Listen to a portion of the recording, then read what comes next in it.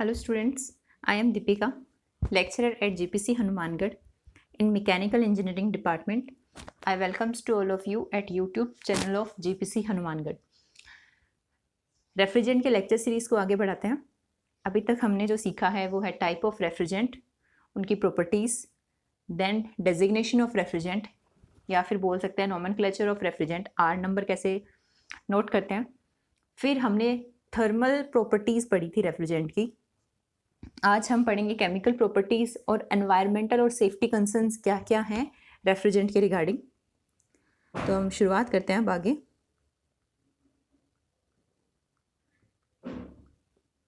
Thermodynamic property के बाद next जो टॉपिक है वो है environmental and safety properties.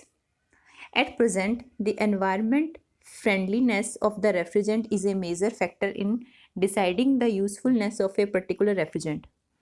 The important environmental and safety properties are, मतलब ये है यहाँ से कि जो भी रेफ्रिजरेंट यूज़ आते हैं आजकल, सबसे पहले उनका एनवायरनमेंट फ्रेंडली होना चेक किया जाता है। यानी आज के टाइम पे जो मेजर कंसर्न है वो इंडस्ट्रियलाइजेशन के साथ साथ कंसर्न है एनवायरनमेंट सेफ्टी। तो यहाँ पे ये बताया गया है कि हम जो भी रेफ्रिजरेंट यूज़ करते हैं सबसे पहले उसे चेक करते हैं कि वो एनवायरनमेंट फ्रेंडली है या नहीं है। अब हम कैसे पता करेंगे कि कोई भी रेफ्रिजरेंट एनवायरनमेंट फ्रेंडली है या नहीं है? उससे चेक करने के लिए सबसे पहले हम उस रेफ्रिजरेंट का निकालते हैं ODP, ओजोन डिप्लीशन पोटेंशियल। अब ये होता क्या है तो थोड़ा सा मैं शॉर्ट फॉर्म में बता देती हूँ। हम स्टार्टिंग में जो ग्रुप ऑफ रेफ्रिजरेंट पढ़ के आए थे जिसमें हमने हेलोजिनेटेड ग्रुप पढ़ा था, जिसमें क्या पढ़ा था, कार्बन हाइड्रोजन के साथ साथ वहाँ क्या था, क्लोरीन और फ्लोरीन था। तो बेसिकली जो रेफ्रिजरेंट होते हैं जिनमें क्लोरीन अगर प्रेजेंट है तो रेफ्रिजरेंट से जब क्लोरीन निकलेगा तो वो क्लोरीन जाता है एटमॉस्फेयर में, और वहाँ पर एटमॉस्फेयर में क्या है, ओजोन लेयर है। तो ओजोन लेयर को वो क्या करता है, डिप्लीट करता है यानी तोड़ता है। कौन? Chlorine atom. यानी जो जो रेफ्रिजरेंट जिनमें क्लोरीन एटम है वो ओजोन लेयर का डिप्लीशन करते हैं। और हमें पता है कि ओजोन लेयर क्या यूज़ आती है, ओजोन लेयर सन से आने वाली जो अल्ट्रावायलेट रेज है उनसे हमें प्रोटेक्ट करती है। ये सबको पता है कि ओजोन लेयर क्या करती है, जो सन से आने वाली हार्मफुल रेज है उनसे प्रोटेक्ट करती है। तो यहाँ पर क्या है, जो रेफ्रिजरेंट अगर हम क्लोरीन वाले रेफ्रिजरेंट काम में ले रहे हैं तो वो जो क्लोरीन है वो जाके उस ओजोन लेयर को ब्रेक कर देगी, तो जो यूवी रेज हैं वो अर्थ पे डायरेक्ट आएंगी। तो ओजोन डिप्लीशन पोटेंशियल क्या बताता है कि किसी भी रेफ्रिजरेंट के अंदर कितना पोटेंशियल है कि वो ओजोन लेयर को ब्रेक कर दे। जिसका ODP ज़्यादा होगा उस रेफ्रिजरेंट को हम यूज़ नहीं करेंगे, यानी उसके अंदर ज़्यादा कैपेबिलिटी है ओजोन लेयर को हार्म पहुँचाने की।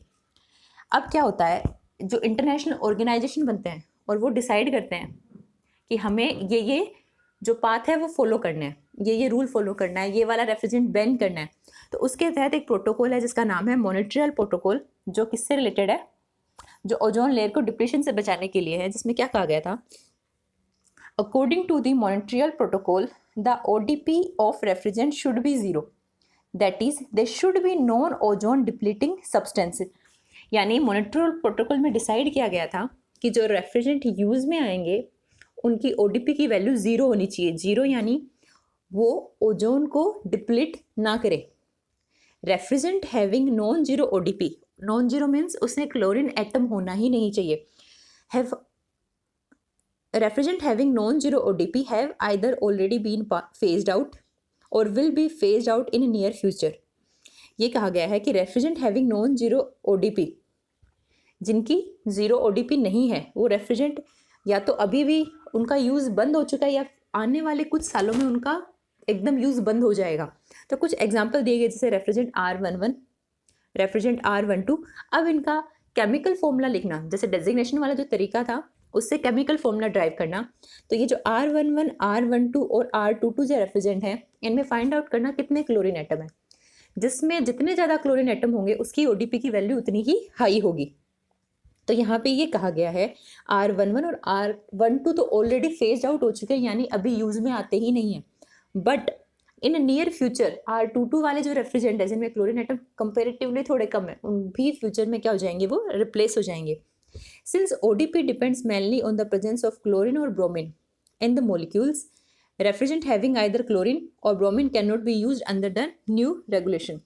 क्या पास आउट किया गया था कि जो भी क्लोरोफ्लोरोकार्बन्स है, क्लोरोफ्लोरो मतलब जिसमें क्लोरीन है, फ्लोरीन है, और ऐसे रेफ्रिजरेंट्स में बेसिकली जो ज़्यादा इंपॉर्टेंट है वो याद रखना, क्लोरीनेटेड और ब्रोमिनेटेड जो रेफ्रिजरेंट है वो ज़्यादा पोटेंशियल शो करते हैं किसके लिए, ओजोन लेयर के डिप्लीशन के लिए। Next, global warming. अब क्या है, refrigerant directly contributing to global warming when release to the atmosphere.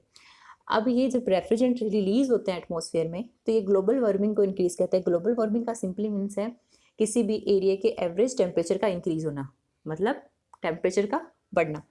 तो ग्लोबल वार्मिंग क्या होता है कि जितनी भी ये गैसेस हैं ये सारी क्या है, इससे जो रिलीज होती हैं वो सारी ग्रीन हाउस गैसेज हैं, यानी जो क्या करती है सन से आने वाली शॉर्ट वेव को पास होने देती है, और जो हमारी अर्थ से जो एनर्जी जनरेट होती है लॉन्ग वेव वाली उसको पास नहीं होने देती।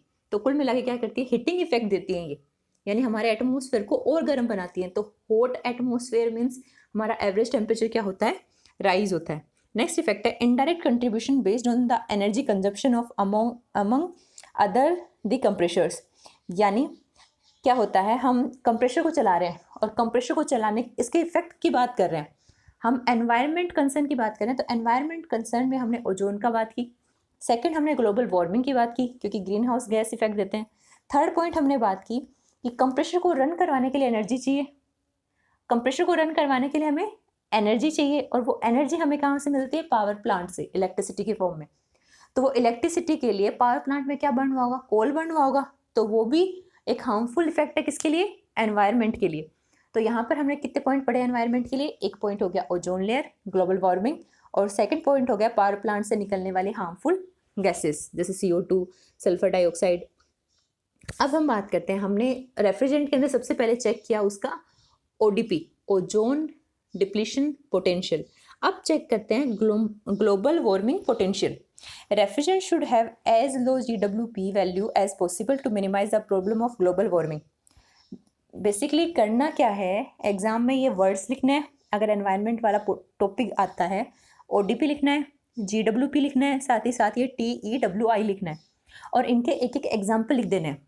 साथ में लिख देना है कि ODP की वैल्यू 0 होनी चाहिए मोनेट्रोल प्रोटोकॉल के तहत, सेम GWP की वैल्यू मिनिमम होनी चाहिए जितनी मिनिमम हो सके, यानी GWP की यानी ग्लोबल वार्मिंग पोटेंशियल की वैल्यू ज़्यादा होगी तो मतलब वो ज़्यादा कैपेबल है ग्लोबल वार्मिंग प्रोड्यूस करने के लिए।